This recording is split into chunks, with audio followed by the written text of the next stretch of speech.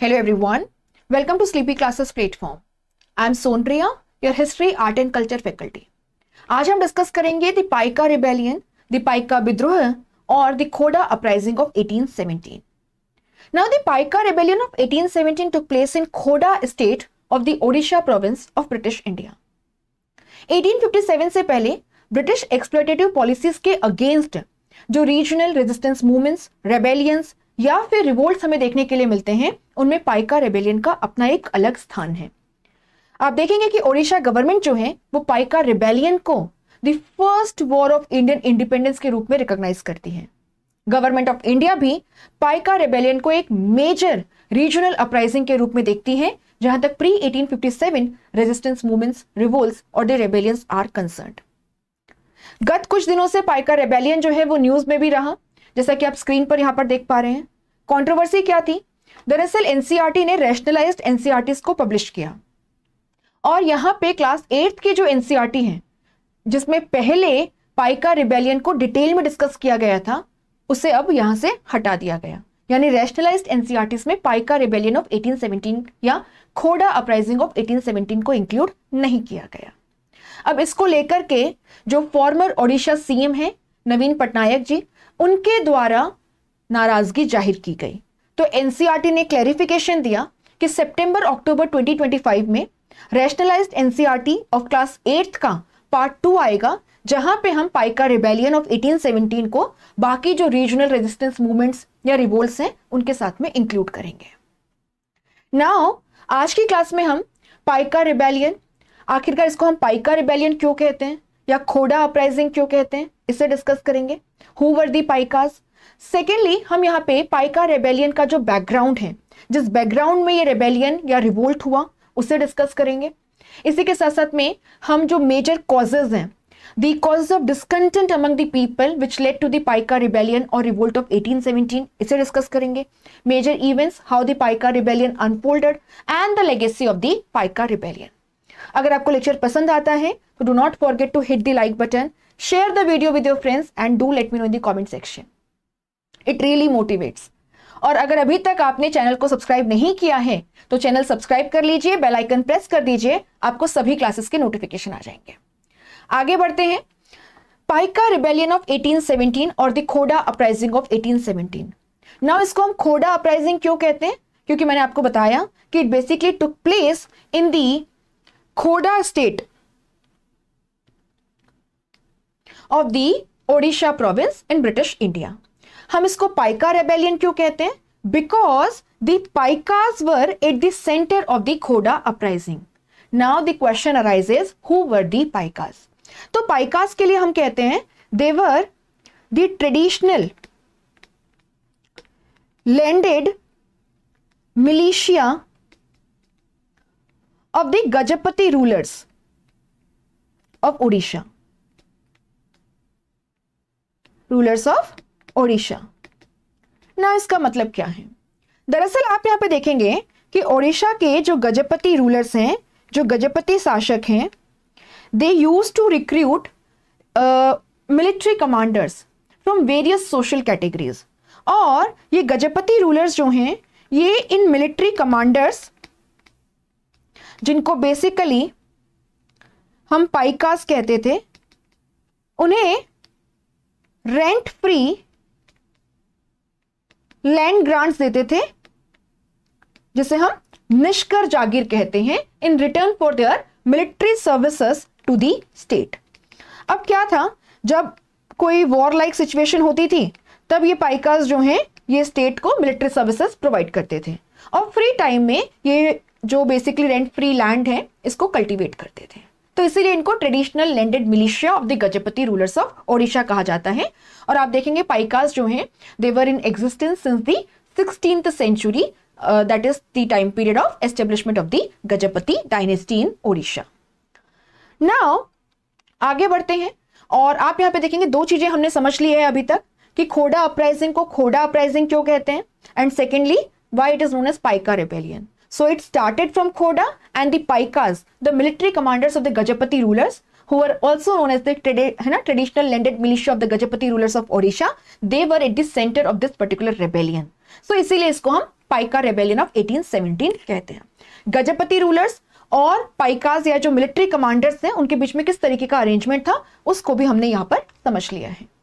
Now Paika rebellion जो है उसके बैकग्राउंड को समझना बहुत जरूरी है before we discuss the Paika rebellion.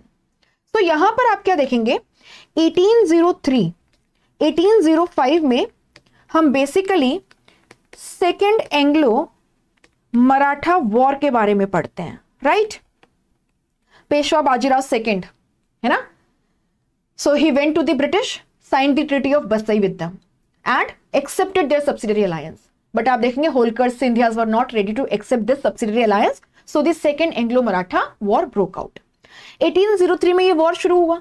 अब यहां पे थोड़ा सा मैं मैप बनाऊंगी आपके लिए और आप यहां पे देखेंगे कि अगर ये ओडिशा है और यहां पे हम खूड़ा स्टेट को मार्क करते हैं तो इसके यहां पर आपको कटक जो है वो नजर आएगा।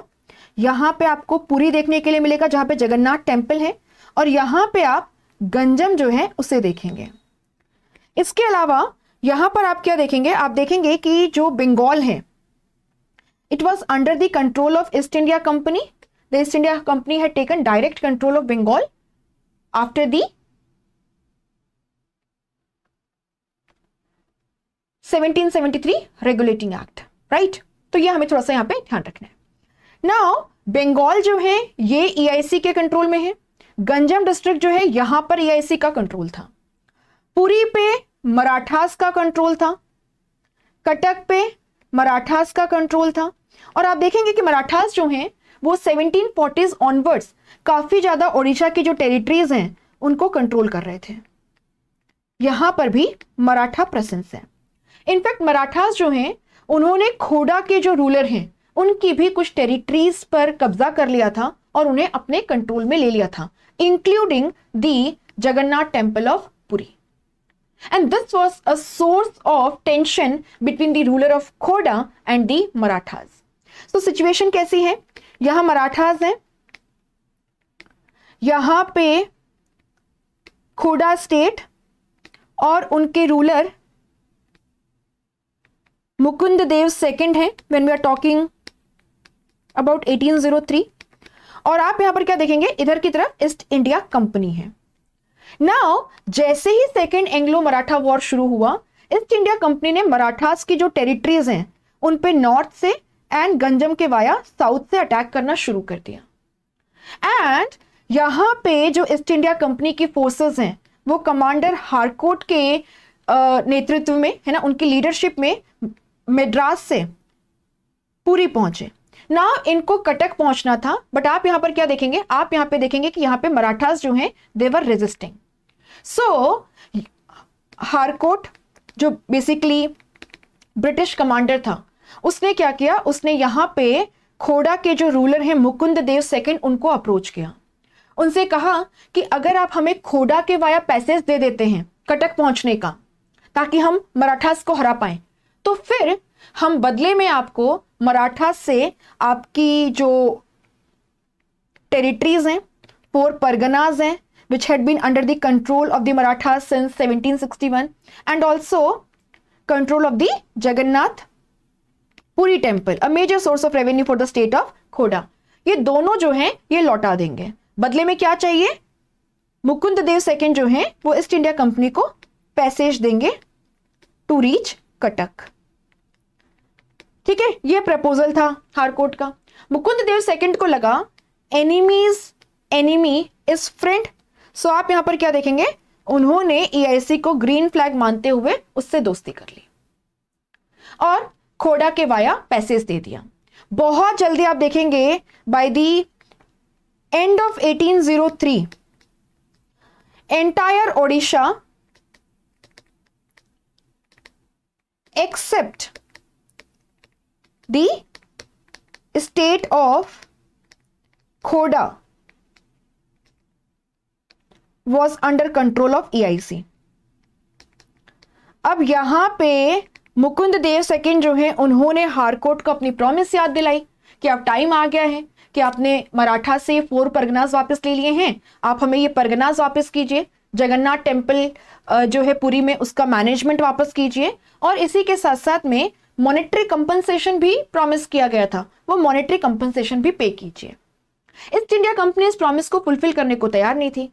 तो हुआ क्या, मुकुंद देव सेकंड के जो राजगुरु हैं, जो एडवाइजर हैं, जो कि जय राजगुरु के नाम से फेमस हैं, उनके द्वारा पाइकास के एक फोर्स को मोबिलाइज किया गया to create pressure on the East India Company. Now इस प्रेशर में आके हारकोर्ट जो है उसने कहा कि ठीक है, जितना भी मॉनेटरी कॉम्पनसेशन प्रॉमिस किया था उसका 40,000 आपको दे देंगे, लेकिन अभी भी है ना परगनास जो है इनको रिटर्न करने को ईस्ट इंडिया कंपनी तैयार नहीं थी। तो ऐसे में राजगुरु ने एक बार फिर से पाइकास को मोबिलाइज किया। अब ये खबर जो है ईस्ट इंडिया कंपनी तक पहुंच गई। राजगुरु रेजिस्टेंस मूवमेंट जो है उसे लॉन्च कर पाते उससे पहले धर लिए गए, अरेस्ट कर लिए गए, एंड आप देखेंगे he was executed in 1806। Mukund Dev second का क्या हुआ, पहले तो ईस्ट इंडिया कंपनी ने मुकुंद देव सेकंड को भी रिबेल घोषित कर दिया। फिर मुकुंद देव सेकंड ने कहा कि सब कुछ राजगुरु का करा धराया है, इसमें मेरा कोई भी इन्वॉल्वमेंट नहीं था, so why I am the target. तो यहां पे as a conciliatory measure East India company ने मुकुंद देव सेकंड जो है उन्हें कहा कि आप खोड़ा छोड़िए and banished him to Puri, और जगन्नाथ टेम्पल का जो मैनेजमेंट है वो भी मुकुंद देव सेकंड को दे दिया। बट जिस तरीके से मुकुंद देव सेकंड को डिथ्रोन किया गया था, उनकी फैमिली को ट्रीट किया गया है ना ह्यूमिलिएटिंग मैनर में, it was basically a source of discontent among the people of Khurda who used to love their ruler. But कहानी यहीं खत्म नहीं होती है। अब 1806 ऑनवर्ड्स आप देखेंगे कि खोड़ा में भी ईस्ट इंडिया कंपनी का कंट्रोल एस्टेब्लिश हो जाता है, और अब यहां पे ब्रिटिश एक्सप्लॉयटेटिव पॉलिसीज जो हैं they will take shape, and this will become a source of socio economic discontent among the people of Khurda. इसी सोशियो इकोनॉमिक डिस्कंटेंट को टैप करते हुए मुकुंद देव सेकंड के जो मिलिट्री कमांडर हैं, जिनका नाम था है ना, he was the chief of the armed forces of Mukund Dev second, जिनको हम बक्सी जगबंधु के नाम से जानते हैं, उन्होंने लोगों को मोबिलाइज किया। एंड यहां पर आप देखेंगे अप्रैल 1817 में ईस्ट इंडिया कंपनी के अगेंस्ट एक रेजिस्टेंस मूवमेंट को शुरू कर दिया। मुकुंद देव सेकंड जो हैं उन्हें रूलर डिक्लेयर कर दिया। So the company also mobilised it's forces. लेकिन किस तरीके से आगे के इवेंट्स अनफोल्ड हुए उन्हें देखने से पहले हम यहां पे देखेंगे what were the major causes of socio economic discontent among the people of Khurda and the Paikas which led to the Khurda uprising और द पाइका रिबेलियन ऑफ 1817। लेकिन आगे बढ़े उससे पहले आपके लिए एक अनाउंसमेंट है। हमारा जनरल स्टडीज का इवनिंग बैच 2 या शेखर टू शिखर बैच का बैच 3 जो है वो स्टार्ट हो चुका है। आप इस बैच को ज्वाइन कर सकते हैं, जहां पे आपको ये सारी फैसिलिटीज प्रोवाइड की जाएंगी एक बहुत ही नॉमिनल प्राइस में। आप फर्दर डिटेल्स के लिए 1800-890-3043 पे हमारी टीम से कॉन्टैक्ट कर सकते हैं, या हमें sleepy.classes@gmail.com पर लिखकर भी अपनी क्वेरी को एड्रेस करवा सकते हैं। कोर्स को ज्वाइन करने के लिए आप वेबसाइट विजिट कीजिए, वहां पे भी आपको सारे डिटेल्स मिल जाएंगे। इसके अलावा द गुड न्यूज इज हमने सभी सब्जेक्ट्स के इंक्लूडिंग हिस्ट्री के इंडिविजुअल कोर्सेज को भी लॉन्च कर दिया है। तो आप यहां पर क्या देखेंगे कि हिस्ट्री, जिसमें आपका ancient, medieval, art and culture, modern history, freedom struggle, post independence, world history, काफी बल्कि हैं, बहुत सारे रिसोर्सेज हैं, लेकिन हम सभी को कंसोलिडेट करके आपको यहाँ पे पढ़ाएंगे एक बहुत ही लिमिटेड टाइम में, जहां पे आपकी इन टोटल 50 क्लासेस होंगी। आप इस कोर्स को ज्वाइन कर सकते हैं। कोड यूज कीजिएगा MENS26 to get instant 10% discount. यहां पे न केवल आपको video lectures, PDF, previous year के क्वेश्चंस, प्रीलिम्स और मेंस का डिस्कशन मिलेगा, बल्कि इसी के साथ साथ में करंट अफेयर्स है ना, monthly current affairs and mock test भी मिलेंगे प्रैक्टिस के लिए। फर्दर डिटेल्स के लिए अगेन टोल फ्री नंबर 1800-890-3043 पे आप हमारी टीम से कांटेक्ट कर सकते हैं, morning 9 to evening 5, Monday to Saturday. आगे बढ़ते हैं। तो खोड़ा अपराइजिंग का बैकग्राउंड हमने डिस्कस कर लिया है, एंड अब हम यहां पे डिस्कस करेंगे the major causes of socio economic discontent among the people of Khurda after the establishment of East India company's rule in Khurda in 1806। 1806 से 1817 के बीच में क्या क्या हुआ जिसके वजह से लोग जो हैं they agreed to support Bakshi Jagbandhu and rose in a revolt against the East India Company. आप यहाँ पे देखेंगे कि सबसे पहले ईस्ट इंडिया कंपनी ने क्या किया, उन्होंने कहा कि अब हमें पाइकास के असिस्टेंस की जरूरत नहीं है. So they disbanded the Paikas and the Paikas became unemployed. Secondly, Paikas को गजपति रूलर्स के द्वारा जो hereditary rent free land grants या निष्कर जागीर दी गई थी उनको वापस ले लिया गया एंड दे वर ऑक्शन्ड ऑफ. और आप देखोगे इस ऑक्शन में मेजॉरिटिवली ये जो जमींदारीज हैं या फिर जो ये रेंट फ्री लैंड ग्रांट्स हैं, इनको बंगाल के जो लैंडलॉर्ड्स हैं उनके द्वारा खरीदा गया and it led to a phenomena of absentee landlordism in case of Khurda. इधर की तरफ जो पाइकास हैं, they basically lost their economic status and prestige, and so obviously they were nursing their wounds. Secondly, आप यहां पर क्या देखेंगे, आप देखेंगे कि एक बार जब खोडा में ब्रिटिश रूल एस्टेब्लिश हो गया तो यहां पे exploitative temporary land revenue settlements को इंट्रोड्यूस किया गया rather than permanent land revenue settlement. और ये जो टेम्पररी लैंड रेवेन्यू सेटलमेंट्स हैं, इनमें जो डिमांड है it was quite exorbitant and unjust. मैं आपको डेटा बताती हूं, इतनी ज्यादा एक्सप्लॉयटेटिव डिमांड्स थी कि आप देखेंगे 18056 से 1815-17 के बीच में almost 5000 to 6000 farmer families left Khurda. This was the scale of exploitation. और आप देखेंगे रेवेन्यू की डिमांड जब बहुत हाई थी, पहले फार्मर्स पे नहीं कर पाते थे, रैयत्स पे नहीं कर पाते थे, so they were evicted and reduced to the status of either tenants or landless labor. या फिर आप यहाँ पर क्या देखेंगे, they were forced to migrate. and फिर जमींदार भी आगे नहीं पे कर पाएगा तो ट्रेडिशनल जमींदार also lost their zamindari and in है ना and in their place the Bengali zamindars they acquired the zamindari rights and the phenomena of absentee landlordism and the exploitation of the farmers. क्योंकि ये जो absentee landlords हैं, they had no emotional connection or no understanding of the people's problems. लोग परेशान हैं.